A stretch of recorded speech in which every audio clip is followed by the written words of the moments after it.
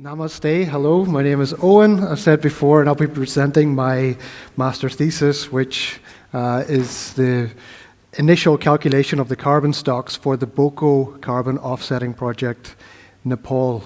This is a long-term project, 30 years, and that was started in 2016. My objectives were the baseline calculation of the soil organic carbon and the biomass carbon stocks to see if there was a relationship between carbon storage and land use type, and to also estimate the potential for carbon sequestration. The study area is in the Gauri Shankar Conservation Area. It's about halfway between Kathmandu and Mount Everest in the mid-hills of the Himalaya. It's important to remember here that it's very remote and very rural. Almost everyone there is a subsistence farmer. It was a twin study between the two communities of Ladakh on the west-facing slope and Bulankani on the east.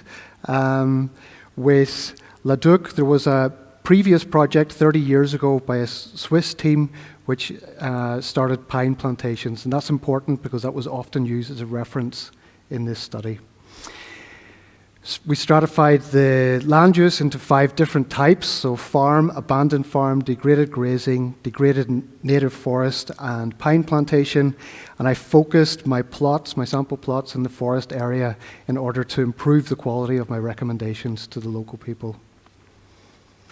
Here are some pictures to show you what it looks like in the very steep terrain there. There's a lot of terracing on the farmland and abandoned farmland with a heavily degraded natural forest with a low canopy, and some different examples of pine plantations there in the bottom left, overstocked and more utilized.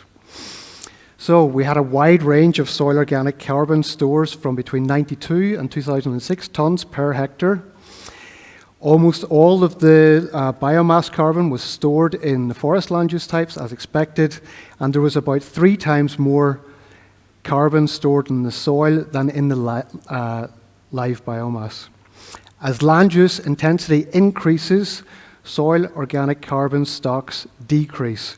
We see here farm on the right, that's the most intensively used land, and degraded forest is the least intensively used.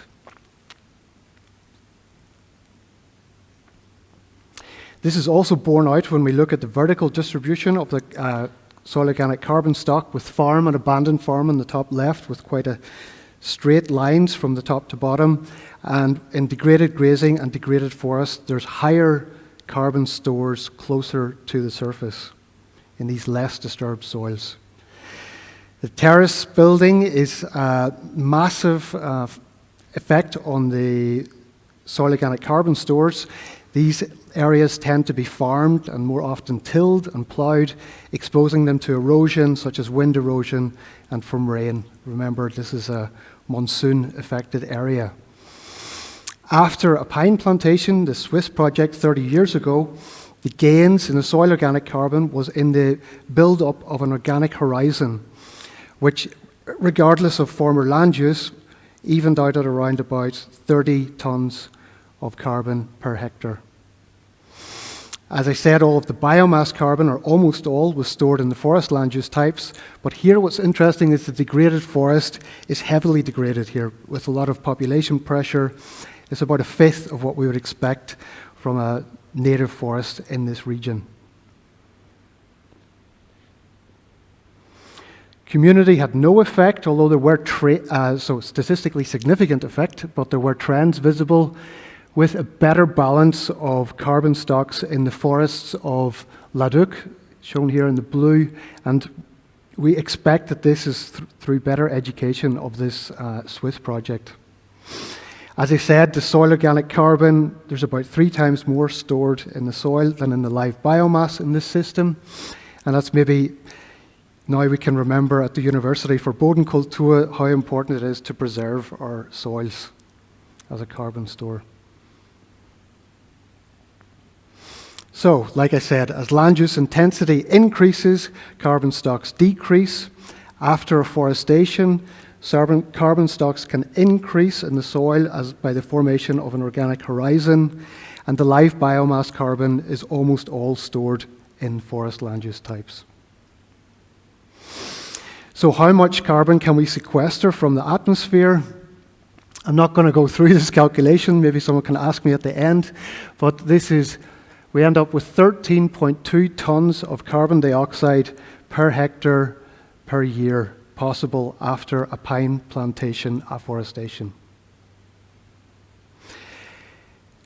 If we want to observe sequestration in the soils, that's in the formation of an organic horizon. And if we wish to see any changes in the mineral soils, we need a much longer monitoring process of at least 30 years.